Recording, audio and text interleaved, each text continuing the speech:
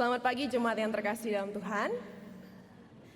Sebagai keluarga besar STT Aletheia, mari bersama kita membacakan visi dan misi STT Aletheia.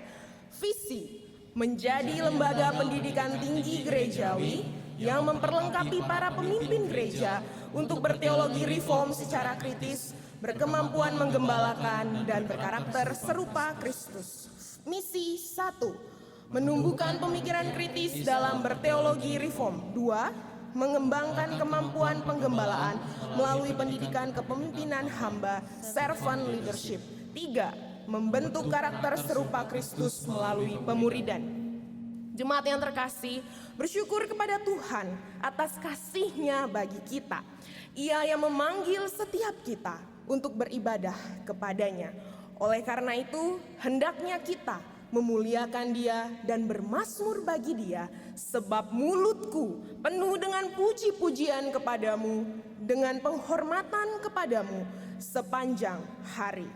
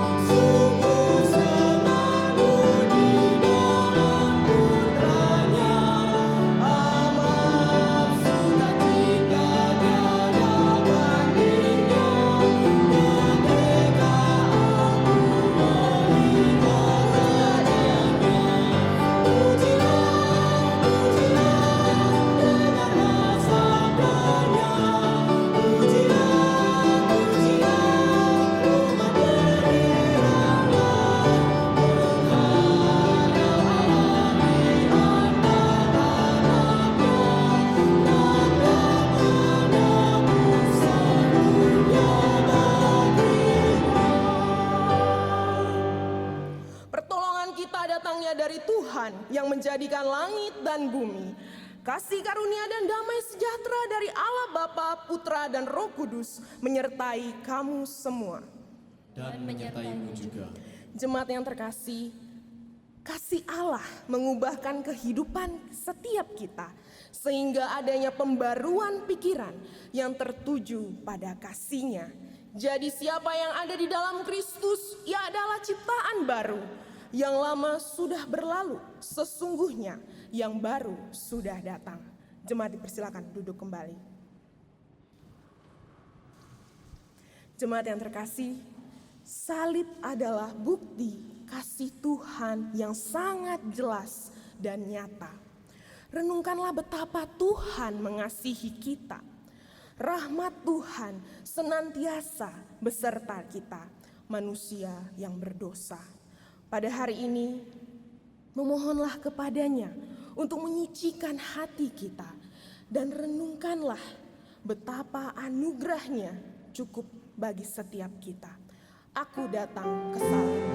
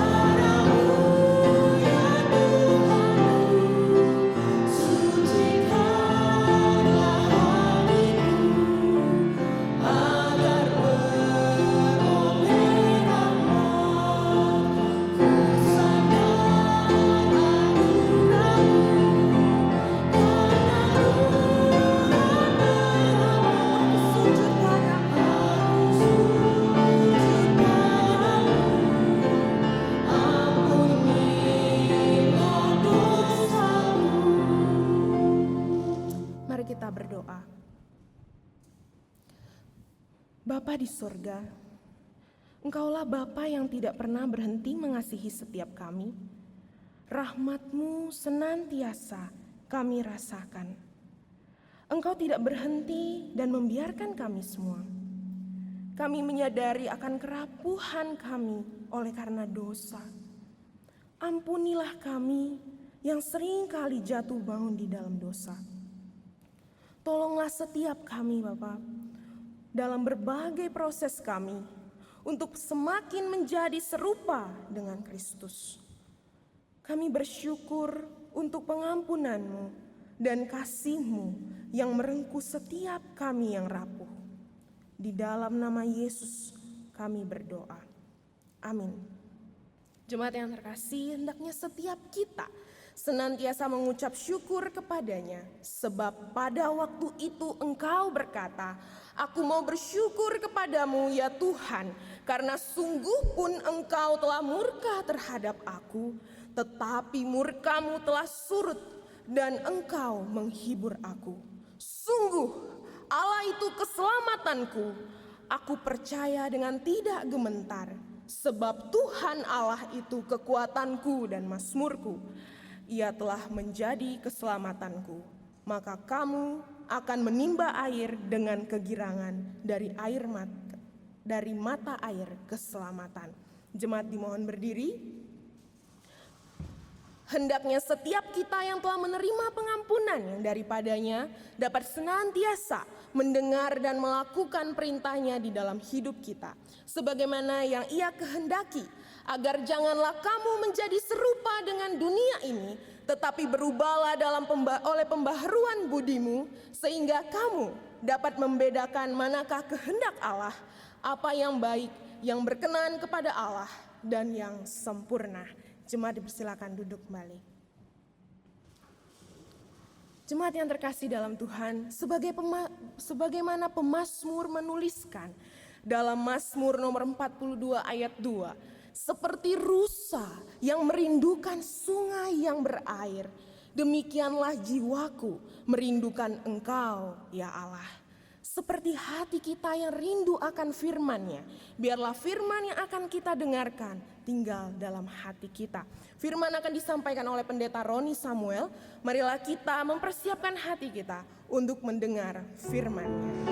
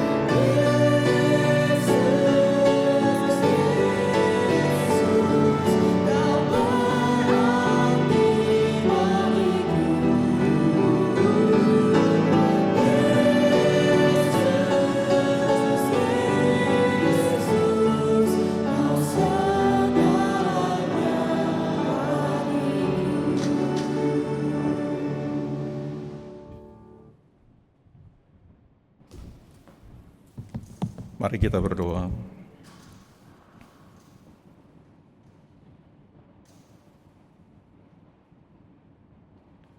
Tuntunlah kami, ya Allah, oleh kuasa Roh-Mu yang kudus, untuk kami dapat menimba mata air kegirangan dari firman-Mu,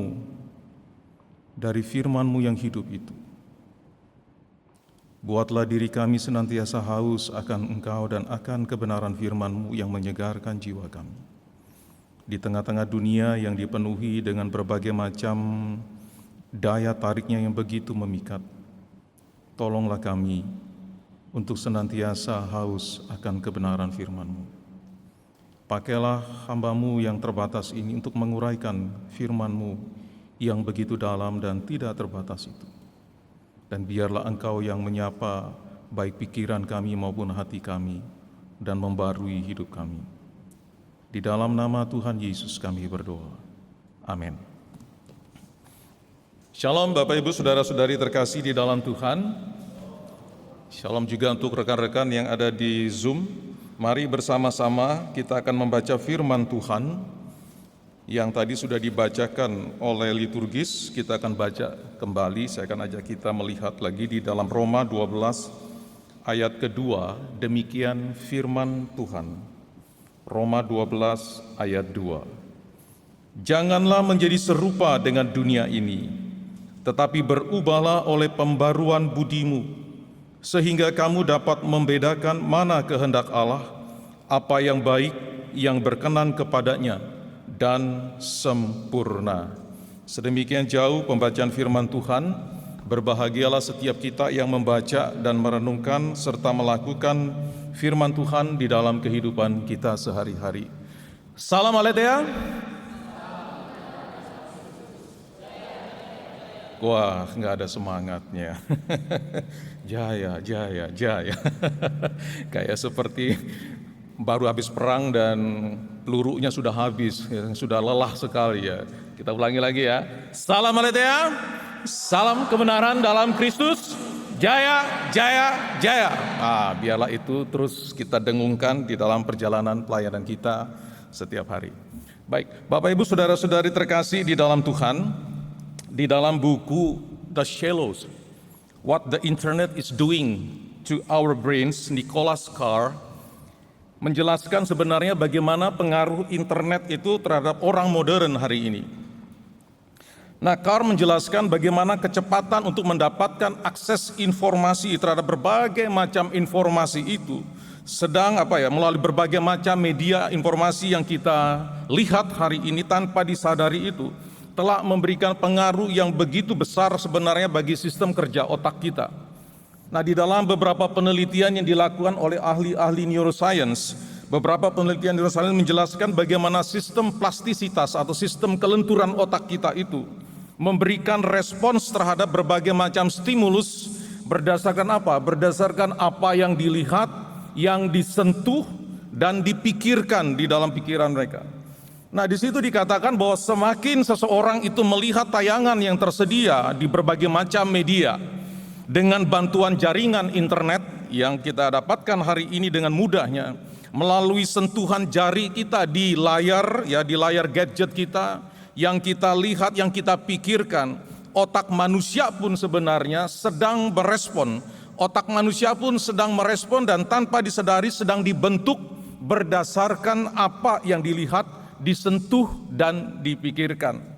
Nah, kecepatan tampilan layar yang berganti dalam hitungan super sekian detik tanpa disadari itu sebenarnya telah membentuk kita, membentuk manusia menjadi orang seperti yang diinginkan oleh tayangan-tayangan demikian. Tanpa disadari kita kemudian menjadi orang yang cepat atau mudah bosan. Kenapa? Apalagi kalau kita pergi ke gereja begitu menyaksikan pendeta khotbah dengan tayangan-tayangan PowerPoint-nya yang satu warna sekian lama begitu dari awal sampai akhir, kita merasa bosan. Kenapa? Karena setiap hari, setiap detik kita sudah menyaksikan begitu banyak tayangan dengan beragam warna yang berganti dalam sepersekian detik. Dan itu membuat kita menjadi orang yang mudah bosan. Kita kemudian juga menjadi orang yang gagal fokus, dan tanpa disadari kita juga menjadi orang-orang yang kecanduan, adiktif terhadap berbagai macam tayangan yang ada di dalam media-media yang kita saksikan dengan bantuan jaringan internet. Nah, pada akhirnya saudara-saudari sekalian, semua itu sebenarnya sedang membentuk kita, sedang menformasi pikiran kita menjadi seperti apa yang kita lihat, apa yang kita sentuh, dan yang kita pikirkan. Dan persis sebenarnya seperti disuarakan oleh seorang filsuf dari Kanada, berdarah Kanada, Marshall McLuhan. Dia mengatakan bahwa medium itu adalah pesan. Medium itu sebenarnya sedang membentuk seseorang berdasarkan pesan yang dibawanya. Dan dalam hal ini gadget yang kita lihat melalui bantuan dari jaringan internet itu tanpa disadari sedang membentuk kita. Karena medium itu ada sebuah pesan yang sedang dibawa untuk membentuk pikiran kita. Nah, namun demikian ya saudara-saudari yang saya kasih di dalam Tuhan, pikiran kita itu hanyalah lapisan luar sebenarnya yang hendak dibentuk oleh media dengan bantuan jaringan internet. Lapisan dalam sebenarnya yang hendak dikejar adalah hati kita, pusat cinta moral manusia. Nah, saudara-saudara, kalau kita perhatikan, setiap kita ketika kita bangun pagi, coba aja kita bayangkan ketika kita bangun pagi, kita coba perhatikan tadi pagi kita bangun. Apa yang pertama kali kita sentuh? Rasanya, ya, saya nggak tahu, semoga tidak ada di sini. Pada umumnya orang itu mungkin tangannya tremor kalau tidak meraih gadgetnya. Ya kan, melihat ada info update terbaru apa, melihat ada notifikasi terbaru apa yang sedang lagi booming hari ini. Tangan kita respons langsung tanpa kita perhatikan, langsung ngambil apa yang mungkin selama ini sudah dekat dengan kita. Langsung kita melihat. Di dalam ibadah-ibadah kita di gereja, kadang tanpa disadari ketika pendeta atau liturgi sedang memimpin, kita mulai browsing ke sana kemari melalui media kita, gadget itu yang dibantu, difasilitasi oleh jaringan internet. Nah, di situ sebenarnya saudara-saudari yang saya kasih di dalam Tuhan menunjukkan bagaimana sebenarnya kita itu sudah diformasi, dibentuk oleh teknologi hari ini. Sehingga seperti yang dikatakan Carr di situ ya, kita itu terlalu sibuk, terlalu dipusingkan, terlalu diganggu dengan begitu banyak program-program yang kita saksikan, yang kita lihat di dalam berbagai macam di dalam gadget kita yang sedang ditawarkan oleh berbagai macam media. Tetapi kita tidak pernah berpikir apa yang sedang terjadi di dalam otak kita yang sedang membentuk kita. Ketika hati manusia itu yang adalah pusat cinta dan moral itu sudah ditangkap, sudah direbut, maka hati pun akan semakin mudah untuk dibentuk, dicetak berdasarkan cetakan media yang kita saksikan. Karena itu tidak salah kalau seorang filsuf James K. Smith itu dia bilang bagaimana liturgi dunia ini liturgi dunia itu sebenarnya sedang memformasi kita, bukan hanya pikiran, tetapi yang dikejar adalah hati kita, pusat cinta kita. Ketika hati kita dicetak, direbut, ditangkap oleh itu semua, maka semua itu akan membawa pengaruh pada apa yang kita pikirkan, pada apa yang kita katakan, pada apa yang kita lakukan. Nah, saudara-saudari yang saya kasih di dalam Tuhan, kalau kita perhatikan di dalam konteks masyarakat Roma pada waktu itu, tentu memang berbeda dengan konteks kita hari ini. Konteks masyarakat Roma sebenarnya tidak bisa dilepaskan dari bentuk-bentuk praktek budaya dan keagamaan yang berpadu menjadi satu di dalam tampilan seni, yang tanpa disadari sedang membentuk pikiran masyarakat pada waktu itu. Dan bukan saja pikiran yang sedang dibentuk di situ, yang merupakan lapisan luar dari hidup manusia kita, tetapi lapisan yang paling dalam yaitu hati manusia pada waktu itu pun turut dibentuk berdasarkan apa yang mereka lihat, apa yang mereka saksikan pada waktu itu. Roma 1 ayat 22 sampai 23 itu menjelaskan sebenarnya secara implisit bagaimana praktek penyembahan berhala memenuhi wilayah kota Roma. Patung demi patung dijumpai hampir di seluruh pelosok kota Roma. Sosok patung bukan saja memikat perasaan kagum kita oleh karena memiliki nilai seni, tetapi meminta hati secara penuh untuk apa? Untuk menyembah. Cetakan budaya dan keagamaan yang amoral pada akhirnya sedang membentuk perilaku bejat tidak bermoral. Sehingga ada yang mengatakan bahwa kejatuhan Roma itu bukan karena orang Kristen, tetapi karena perilaku bejat kehidupan mereka yang amoral itulah yang membuat Roma itu jatuh.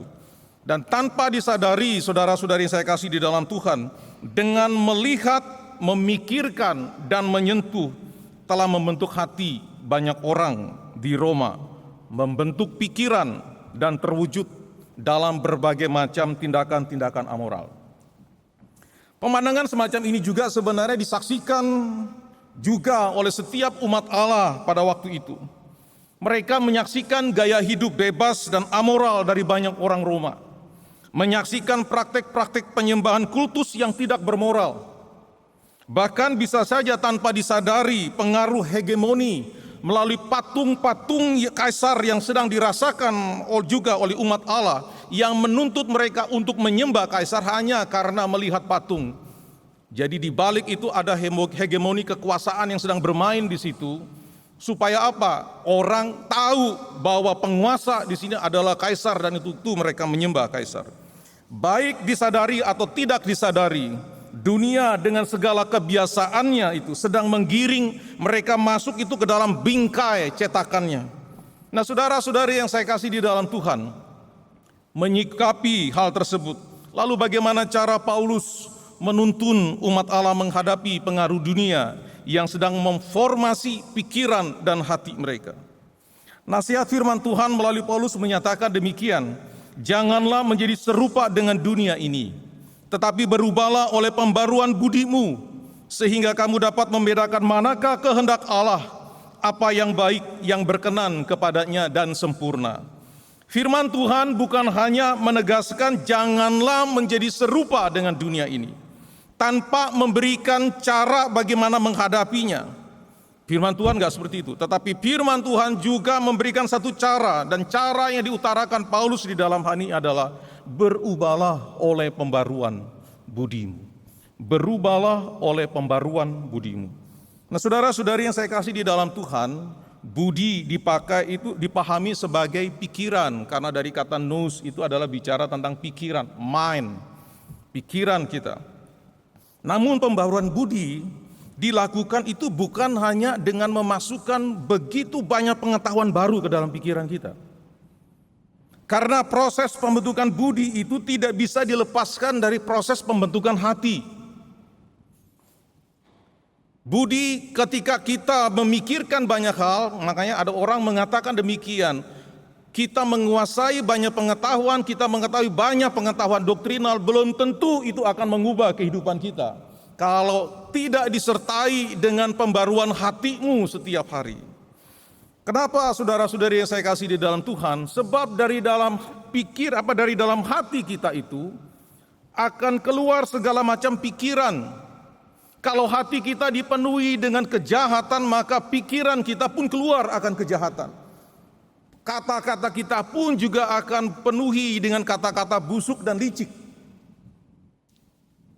Tindakan kita pun juga adalah tindakan-tindakan yang dipenuhi dengan kejahatan.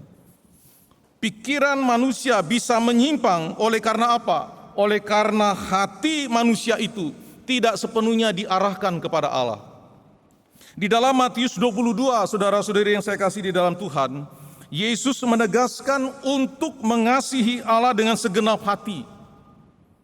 Hati yang merupakan pusat cinta dan moral itu, ketika diarahkan kepada Allah akan memengaruhi segenap pikiran dan tindakan kita. Semakin manusia itu mengarahkan hatinya yang telah dibaharui kepada Allah, pikirannya ini akan semakin diarahkan kepada pemenuhan maksud dan tujuan Allah. Nah, karena itu kalau kita perhatikan Roma 12 ayat 2 di dalam terjemahan J.B. Phillips beberapa waktu yang lalu, Pak Agung itu sempat menyinggung. Dibilang gini di dalam terjemahan J.B. Phillips. Don't let the world around you squeeze you into its own mold, but let God remold your minds from within. Terjemahan lainnya di dalam terjemahan The Message itu menyingkapkan secara berbeda demikian. Don't become so well adjusted to your culture that you fit into it without even thinking. Instead, katanya, fix your attention on God, you will be changed from the inside out. Saudara yang saya kasih di dalam Tuhan, terjemahan J.B. Phillips itu menyingkapkan peran dunia itu secara aktif untuk terus memeras kita, untuk terus menekan kita untuk masuk ke dalam cetakan dunia itu sendiri. Tapi kalau kita perhatikan terjemahan The Message itu mencoba melihatnya dari peran kita manusia yang secara aktif tanpa kita sadari itu sedang membiarkan diri kita sendiri dibentuk oleh dunia. Peran kita secara aktif bahkan mungkin juga secara sadar masuk ke dalam cetakan dunia yang membuat dunia itu akhirnya mencetak kita seperti yang dunia mau. Tanpa berpikir panjang, manusia itu secara sengaja aktif masuk dalam berbagai macam budaya yang merusak ini dari dunia ini.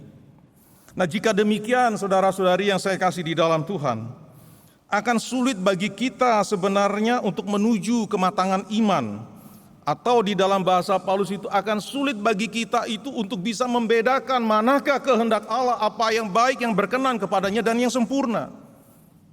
Akan sulit kalau kita secara sengaja membiarkan diri kita itu terjun masuk ke dalam cetakan dunia. Akan sulit kita memahami apa itu kehendak Allah kalau kita juga membiarkan dunia itu terus menekan kita, masuk di dalam cetakannya. Lalu bagaimana cara kita menghadapi dunia yang berupaya menekan kita masuk ke dalam cetakannya? Bagaimana cara menghadapi kebiasaan kita yang dengan sengaja aktif membiarkan budaya ini sedang membentuk kita? Saudara-saudari yang saya kasih di dalam Tuhan, baik terjemahan J.B. Phillips maupun The Message menyingkapkan satu hal yang menarik dan mendalam. Terjemahan J.B. Phillips menyatakan, "Let God remold your minds from within."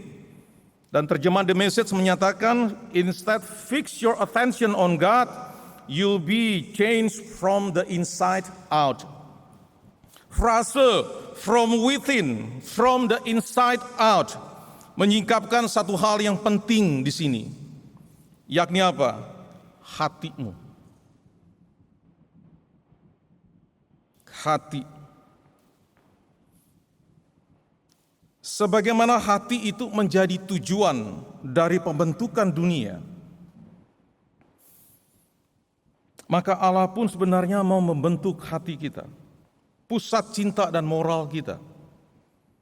Nah, ketika Allah itu membentuk hati kita, maka dari dalam hati itu, from the inside, from within itu, akan keluar, out, pemikiran dan tindakan yang membawa kehidupan. Dan bukan saja kita itu membiarkan Allah itu membentuk hati dan membaharuinya. Allah juga itu mau memenuhi hati kita itu dengan cintanya. Karena itu saudara-saudari, biarkanlah hati kita itu dipenuhi dengan kasih Allah, dipenuhi dengan cintanya. Dari hati yang dipenuhi oleh cintanya, pikiran kita pun akan dibingkai ulang berdasarkan hati kita yang mencinta, yakni cinta akan Allah. Karena hati kita telah dipenuhi oleh cintanya.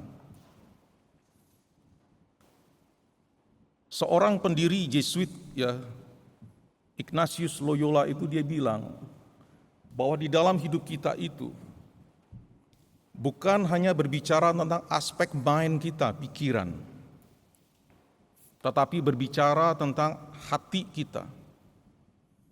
Hati di situ kita merasa dan membiarkan Allah itu menyapa dan menyentuh kita, memenuhi hati kita dengan cintanya. Karena dengan demikianlah maka engkau akan dimampukan untuk mencintai, bahkan mampu untuk menghadapi berbagai macam situasi kehidupan.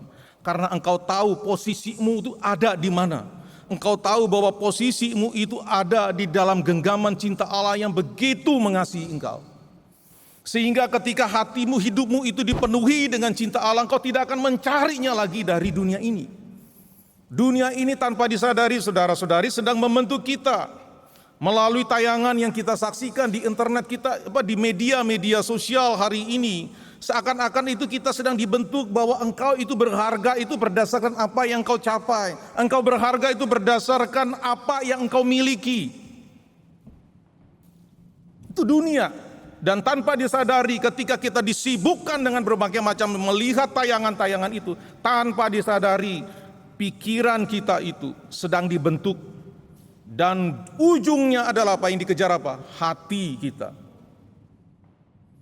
Kalau kita tidak sepenuhnya dibawa kepada kesadaran bahwa hidup kita ini ada di dalam cintanya Allah yang telah memenuhi hati kita. Kalau kita tidak sadari sepenuhnya status kita adalah sebagai orang-orang yang dicintai Allah, maka akan mudah kita mencari itu dari dunia. Bahkan kita juga akan mudah terjebak di dalam popularitas. Kita mencari pandangan orang tentang diri kita.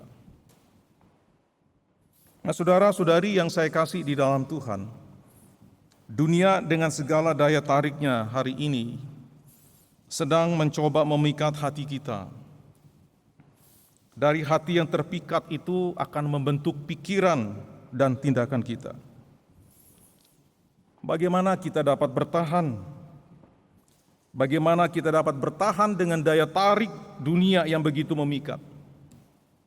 Biarlah hati kita yang adalah pusat cinta dan moral kita itu dibentuk dan dibaharui Allah di dalam Yesus Kristus oleh kuasa Roh Kudus.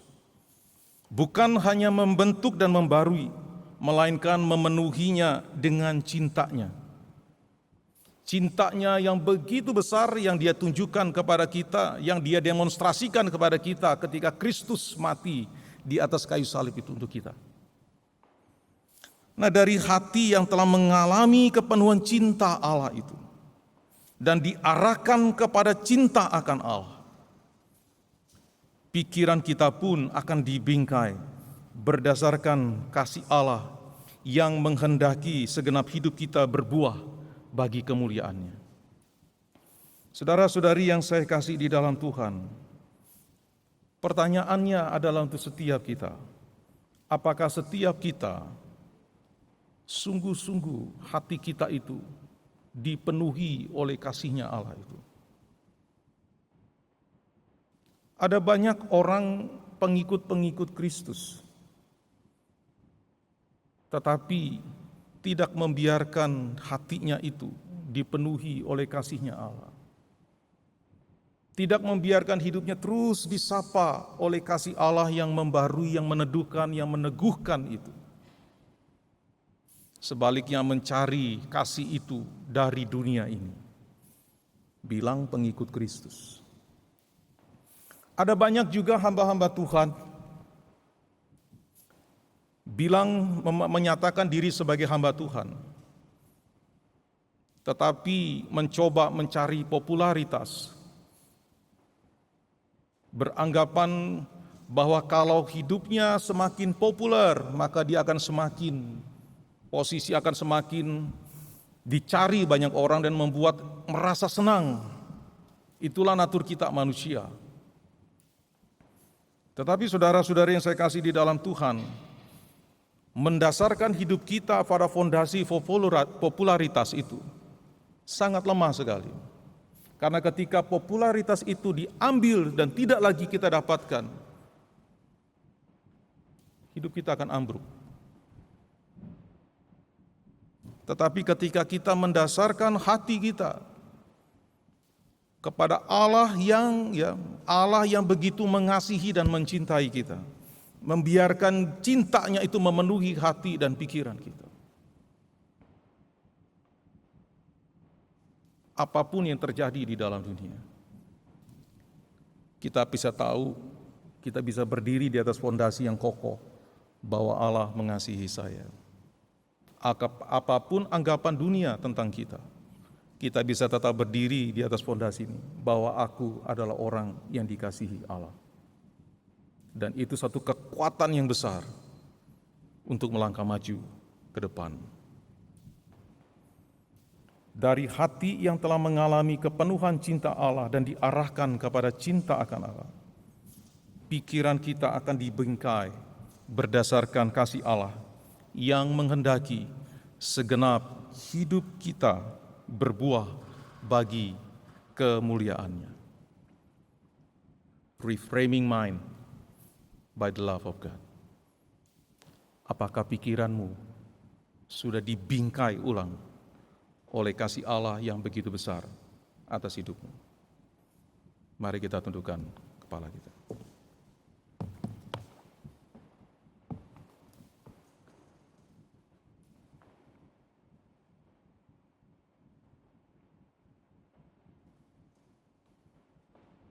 Tuhan, tidak ada satupun yang tersembunyi di hadapan-Mu. Engkau tahu apa yang kami pikirkan. Kami sadari bahwa kami tidak selalu memikirkan Engkau. Pikiran kami seringkali kami arahkan kepada berbagai macam hal yang ada di dalam dunia ini yang tanpa disadari sedang membentuk kami. Bukan hanya untuk membentuk pikiran kami, tetapi hati kami. Dan ketika hati kami ditangkap oleh dunia ini, maka kami tanpa disadari pun terus akan digiring masuk ke dalam berbagai macam perangkap-perangkap dunia ini yang membuat kami semakin jauh, membuat kami semakin tidak lagi melihat betapa dalamnya kasih-Mu akan hidup kami.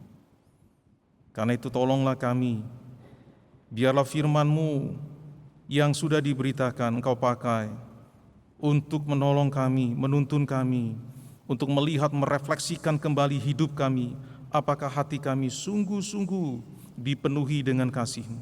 Apakah hati kami sungguh-sungguh dibentuk dan dicetak oleh kasih-Mu itu? Supaya dengan demikian itu membawa pembaruan bagi pikiran kami, tutur kata kami dan tindakan kami setiap hari.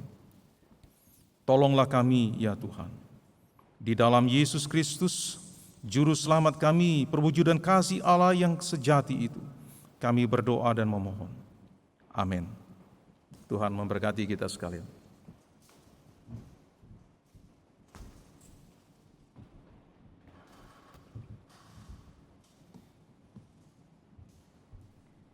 Jemaat yang terkasih, bersyukurlah untuk firman yang telah bersama kita dengarkan dan hidupilah. Marilah kita berdiri dan bersama dengan seluruh orang percaya di sepanjang abad dan di segala tempat mengikrarkan pengakuan iman rasuli yang berbunyi demikian. Aku percaya kepada Allah, Bapa yang Maha Kuasa, Khalik langit dan bumi, dan kepada Yesus Kristus, anaknya yang tunggal Tuhan kita, yang dikandung dari Roh Kudus, lahir dari anak darah Maria, yang menderita sengsara di bawah pemerintahan Pontius Pilatus, disalibkan, mati dan dikuburkan, turun ke dalam kerajaan maut. Pada hari yang ketiga, bangkit pula dari antara orang mati, naik ke sorga, duduk di sebelah kanan Allah, Bapa yang Maha Kuasa, dan dari sana Ia akan datang untuk menghakimi orang yang hidup dan yang mati. Aku percaya kepada Roh Kudus, gereja yang kudus dan am, persekutuan orang kudus, pengampunan dosa, kebangkitan tubuh, dan hidup yang kekal. Amin. Jemaat dipersilakan duduk kembali. Jemaat yang terkasih, hidup dalam pembaharuan budi yang bersumber dari Tuhan mengubahkan kehidupan setiap kita. Hendaknya kita sekalian dapat bertekad untuk mau hidup bagi Dia, menyerahkan seluruh diri kita untuk melakukan kehendak-Nya. Marilah kita membawa persembahan sebagai rasa syukur atas berkat-Nya dalam hidup kita. Hidup bagimu.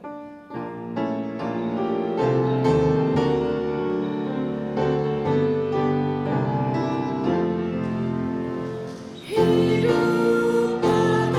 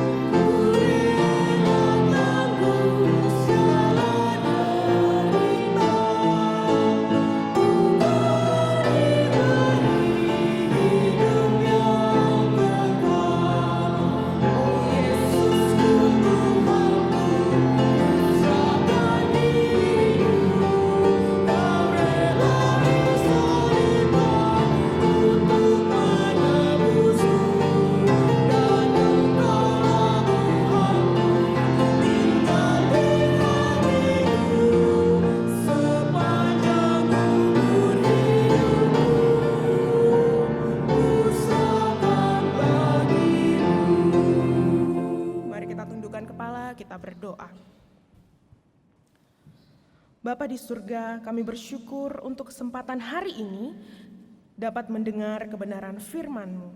Tolong setiap kami dalam proses kami, agar kami tidak hanya mendengar, melainkan juga melakukannya. Pada hari ini kami membawa persembahan kami sebagai ungkapan syukur kami. Kiranya Engkau memberkati untuk pelayanan-Mu di tempat ini. Kami juga bersehati mendoakan kegiatan kampus kami, khususnya untuk tim promosi yang sedang melakukan promosi, baik itu kegiatan Aletheia Campaign maupun Kampus Expo.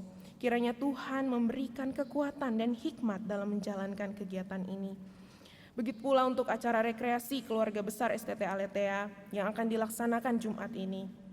Kiranya Engkau menolong sepanjang berjalannya acara kami. Berkati setiap panitia yang mempersiapkan, tolong juga kami yang akan mengikuti agar dapat menjaga kesehatan kami dengan baik. Bapak, kami juga mengingat akan saudara-saudari kami yang berada di Kalimantan Barat, khususnya daerah Kabupaten Landak yang beberapa hari mengalami banjir. Kiranya Engkau senantiasa menjaga mereka, menguatkan mereka. Engkau berkati setiap orang yang membantu dan memperhatikan setiap mereka. Terima kasih Bapa untuk kasih setia-Mu atas kami. Ini doa kami, dalam nama Yesus kami berdoa. Amin. Mari kita kembali ke aktivitas kita masing-masing dan senantiasa mengingat akan firman-Nya, sebab segala sesuatu adalah dari Dia dan oleh Dia dan kepada Dia. Bagi Dialah kemuliaan sampai selama-lamanya. Doksologi, berkat Tuhan oleh Pendeta Roni Samuel.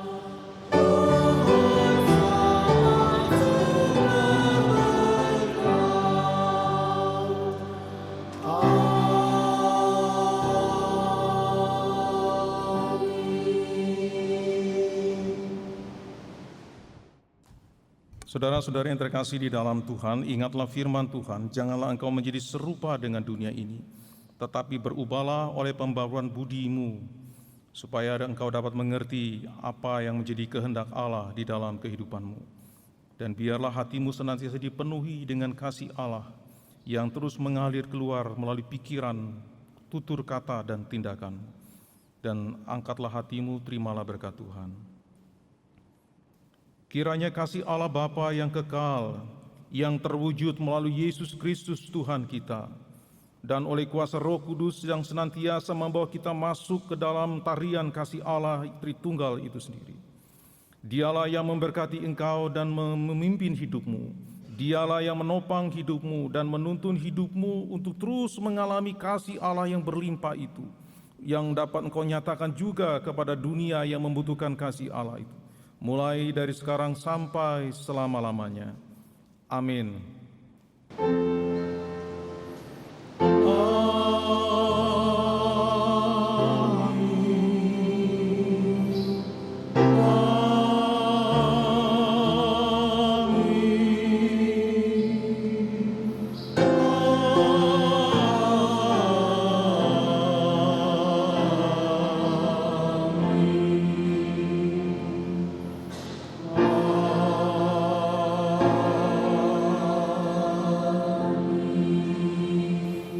Silakan duduk, silakan mengambil waktu teduh.